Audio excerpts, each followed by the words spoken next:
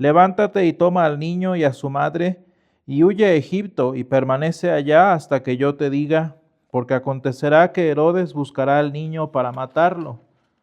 Y él despertando tomó de noche al niño y a su madre, y se fue a Egipto, y estuvo allá hasta la muerte de Herodes, para que se cumpliese lo que dijo el Señor por medio del profeta, cuando dijo, de Egipto llamé a mi hijo.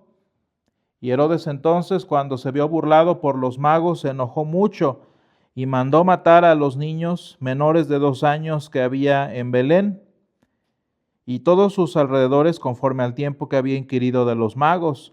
Entonces se cumplió lo que fue dicho por el profeta Jeremías cuando dijo, voz fue oída en Ramá, grande lamentación, lloro y gemido, porque llora a sus hijos y no quiso ser consolada porque perecieron. Pero después de muerto Herodes, he aquí un ángel del Señor apareció en sueños a José en Egipto diciendo, levántate, toma al niño y a su madre y vete a tierra de Israel, porque ha muerto los que procuraban la muerte del niño. Entonces él se levantó y tomó al niño y a su madre y volvió a tierra de Israel. Pero oyendo que Arquelao reinaba en Judea en lugar de Herodes, su padre, tuvo temor de ir allá, pero avisado por revelación en sueños, fue a la región de Galilea. Y vino y habitó en la ciudad que se llamaba Nazaret, para que se cumpliese lo que fue dicho por los profetas, que habría de ser llamado Nazareno. Señor, esta es tu palabra y tu palabra es verdad. Santifícanos en tu verdad, te lo pedimos. Amén.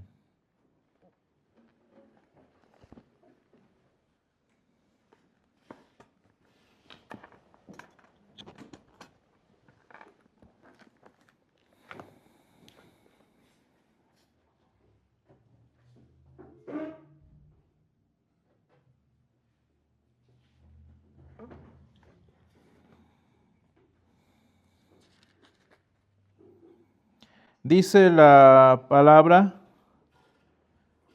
según citando San Mateo, en nuestro pasaje de hoy, en San Mateo 2, del 13 al 23, dice la palabra citando al profeta Oseas, de Egipto llamé a mi hijo. Una palabra muy bonita y muy interesante que nos lleva naturalmente de regreso al Éxodo, al inicio del pueblo del Señor, pero que también nos lleva a una dimensión de la vida cristiana muy interesante que sucede al igual que la libertad de Egipto en torno al nacimiento de ese verdadero niño que cual resumen de Israel y también cual resumen de la iglesia, verdaderamente fue Egipto huyendo, fue Egipto buscando protección y de donde fue también librado y llamado por el Señor. Las referencias históricas y lingüísticas son muchas. Vean cómo José, su mismo nombre, nos llama la atención con el don que tenía él, el don espiritual que tenía él, que era el ver sueños, que si ustedes recordarán, pues no falta mucha imaginación para recordar y darnos cuenta que también el último soñador famoso del Antiguo Testamento que conocemos, pues fue José, como decía la película, ¿no? El rey de los sueños. Un José en el Antiguo Testamento que sueña y salva a su familia, y un José en el Nuevo Testamento que sueña y salva a su familia por la misericordia de nuestro Dios. Lo interesante y bueno, en esta complejidad de la misericordia de Dios es que al lugar a donde van a esconderse, el lugar en donde encuentran refugio, es en el territorio enemigo. O por lo menos el territorio que en su momento será lugar de persecución, lugar de sufrimiento para el pueblo del Señor. Digo, para tiempos de Jacob y para tiempos de José el papá del niño Jesús, pues realmente no había, ya no era relevante, ni siquiera había un antagonismo más que quizás el bíblico. Y no obstante, Egipto ya no es el enemigo relevante, ya no es el enemigo que todo mundo tenía cuenta en su momento. En el tiempo de Jacob, pues porque todavía ni siquiera era potencia mundial, como lo llegaría a ser rápidamente, y en tiempos de José, pues porque ya era una provincia más del Imperio Romano.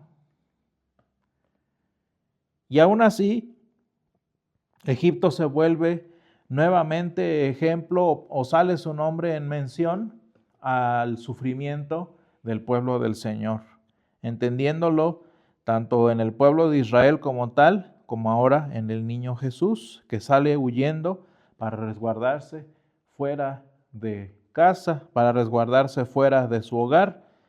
Y me parece que el leccionario que nos lleva a este pasaje en San Mateo, que está un poquito desfasado a lo que nosotros siempre leemos, se me hace interesante porque parece que apenas, como habíamos estado estudiando toda la temporada de Adviento y los días de Navidad, llegar a casa, y ahora resulta que uno llegó a casa y ya no puede quedarse allí, sino que hay que regresar y hay que irse a esconder al territorio enemigo o al territorio ajeno, si quieren verlo así.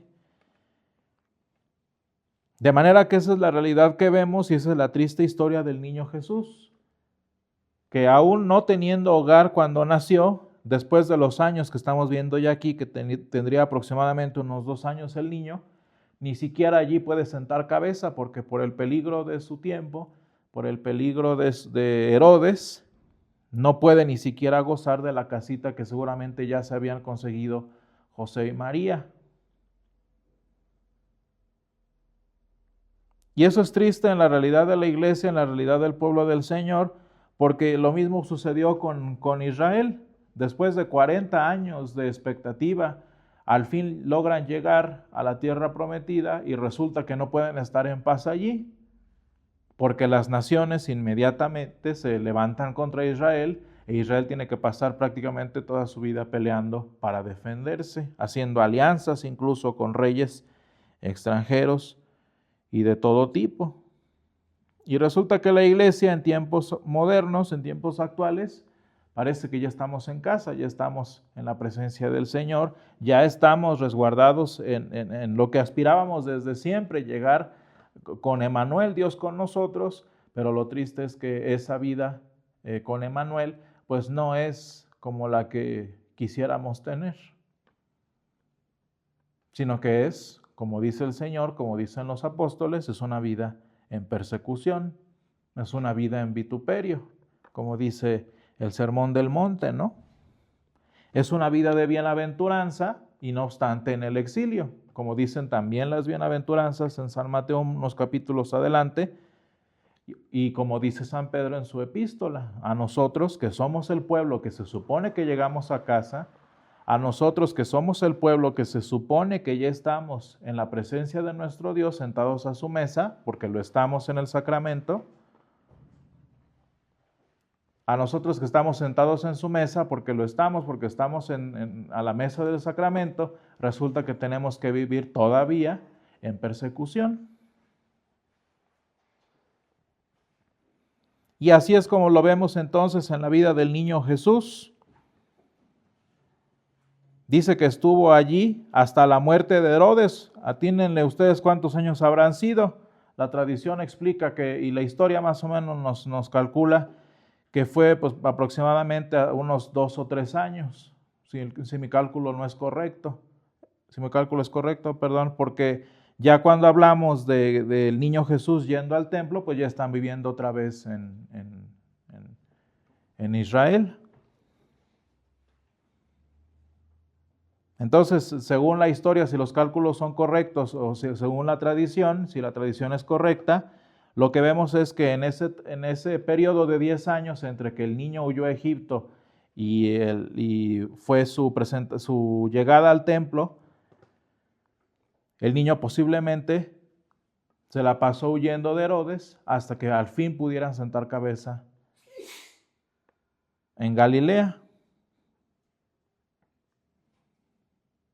Que no sé si ustedes se han dado cuenta, pero lo habíamos leído en algún punto, no me acuerdo en qué noche lo leímos, pero mencionábamos en Galilea de los gentiles.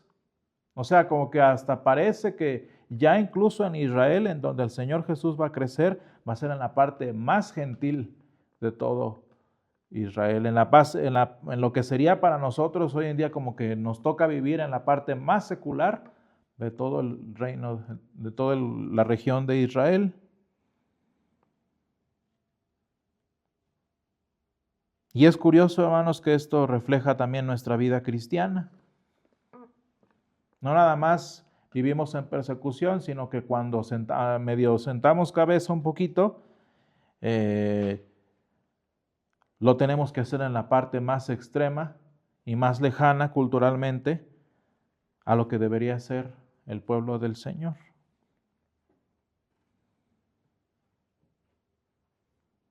Y una cosa que llama la atención de este pasaje, algo que llama la atención, si ustedes se fijan de esta historia, es San José, que por cierto, por eso nuestro calendario de vez en cuando nos lleva a pensar en San José, porque obviamente hemos estado hablando de María y del niño Jesús. Pero cuando pensamos acerca de San José hay una cosa interesante que nos llama la atención. Vean cómo, curiosamente, San José, digámoslo así humanamente hablando, ¿no? Un pobre hombre que ni siquiera pidió, que ni siquiera sabía y que él simplemente estaba desposado con una mujer, ahora le toca ser el protector del Salvador del mundo. Y eso es lo irónico, eso es lo curioso, que San José tiene que estar protegiendo al Salvador del mundo, que la salvación de nuestro mundo tiene que ser protegida del enemigo y San José tiene esa responsabilidad sobre sí mismo.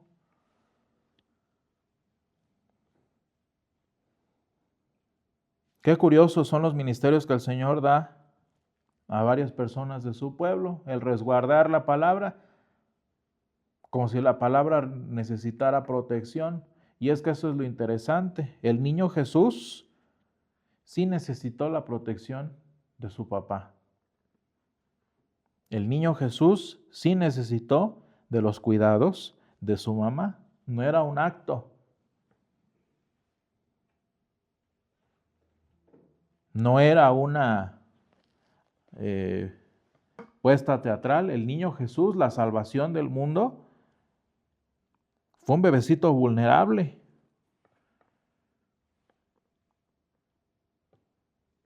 A merced de lo que Herodes pudiera y quisiera hacer con él. Las aflicciones que vivió la madre del Señor, las aflicciones que vivió José, no fueron chiste, no fueron nada más así el Señor divirtiéndose con ellos, fueron reales. Los dolores de parto de María, las preocupaciones de San José fueron reales. ¿Por qué? Pues porque tienen la salvación del mundo en sus brazos y hay que cuidarlo. Y eso es lo que a veces a nosotros, como a los judíos en aquel tiempo, nos parece irónico. ¿Cómo es posible que la salvación, cómo es posible que el Salvador del mundo necesite ser protegido, necesite ser resguardado?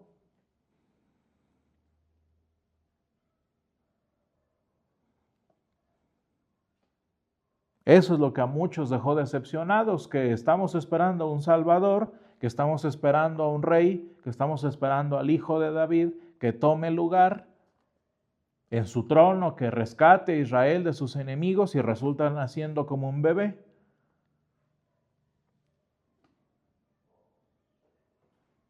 Y muchas veces en la vida cristiana,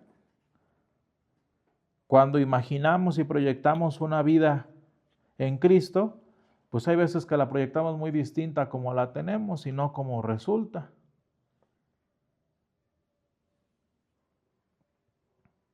Ayer estaba viendo yo hay una iglesia que me gusta ver, está en Florida, y es una iglesia que yo la llevo viendo hace muchos años porque me gusta la música que tiene. Y yo veía la vida de iglesia que hay allí, ¿no? O sea, es una iglesia gigante, tiene, pues, ¿qué será? Yo creo que ha de ser la iglesia presbiteriana más grande de Miami, yo creo. No, se llama Fort Lauderdale, en Florida. Y uno ve esas iglesias y uno dice, qué bonito ese modelo cristiano. Pero por una razón esas iglesias son especiales, y es que son la excepción. Porque la inmensa mayoría de las iglesias no son así. Ahorita en África han habido una serie de ataques terroristas contra iglesias cristianas y contra poblados cristianos enteros. Genocidios, que no le llamamos genocidios, pues porque una de dos, o son muy pequeños para notarlos, o son muy intrascendentes para que nos importen. Pero hay genocidios en África contra comunidades cristianas enteras, que si nos pusiéramos a pensar, ¿a poco esto es a lo que aspiraba yo? ¿A poco esto es lo que se supone que iba a venir, lo que tanto se anunciaba, lo que tanto me predicaban? ¿A poco esto es lo que iba a recibir yo? Y lo interesante, hermanos, es que así es. La salvación a la que nosotros aspiramos, la vida a la que nosotros proyectamos, hermanos, es una vida tan frágil, es una vida tan sensible, es una vida tan pequeña como la del niño Jesús, tan susceptible al enemigo, tan susceptible a la derrota, y aún así no por eso deja de ser salvación para nuestras vidas. Muchas veces nosotros como cristianos, y yo diría más como humanos que como cristianos, tendemos mucho a querer defender la causa cristiana, tendemos mucho a querer defender a la iglesia, defender a nosotros mismos, a nuestra integridad, lo que nosotros creemos. Y cuando yo pienso a propósito de esto, me acuerdo de lo que decía mi abuelita, que en paz descanse, hace muchos años. Le decía a mi mamá, deja a los que se lo queden.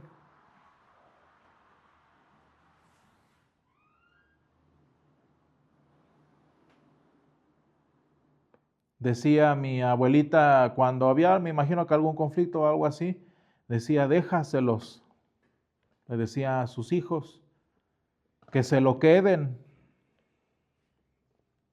Y cuando yo pienso eso en mi actualidad, por ejemplo, yo como persona, la de muchos de nosotros, ¿cuánta falta nos hace poder tomar esto en cuenta para nosotros? ¿Por qué? Pues porque las expectativas son del mundo, no del pueblo del Señor. ¿Por qué? Pues porque las desilusiones son para los que no conocen cómo iban a ser Jesús.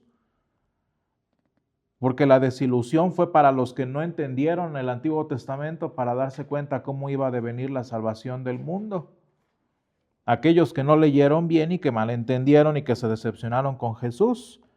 Mas para nosotros, los cristianos, los que conocemos verdaderamente cómo iba a venir ese Jesús, con qué fragilidad iba a ser la vida cristiana, con qué serie de aflicciones íbamos a tener que vivir, nosotros no nos toca estarnos peleando para defender nuestras causas, para defender nuestros ideales, para defender nuestras proyecciones personales. Porque aunque sean distintas a lo que esperábamos,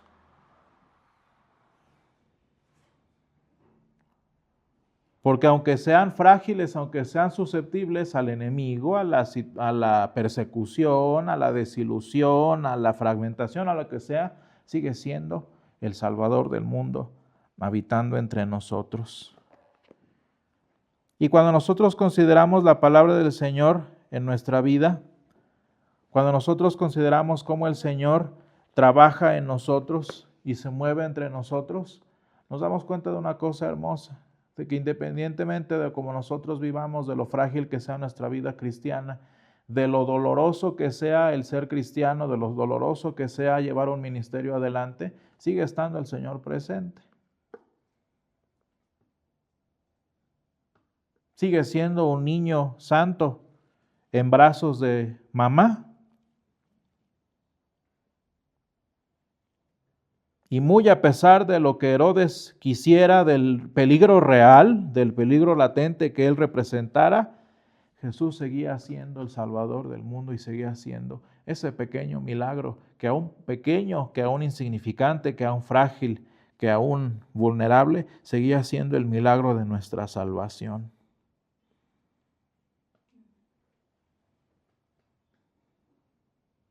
Y entre tanto que todo esto sucedió, lo hermoso que podemos ver también es que la palabra del Señor se fue cumpliendo de una manera perfecta en la vida del niño Jesús.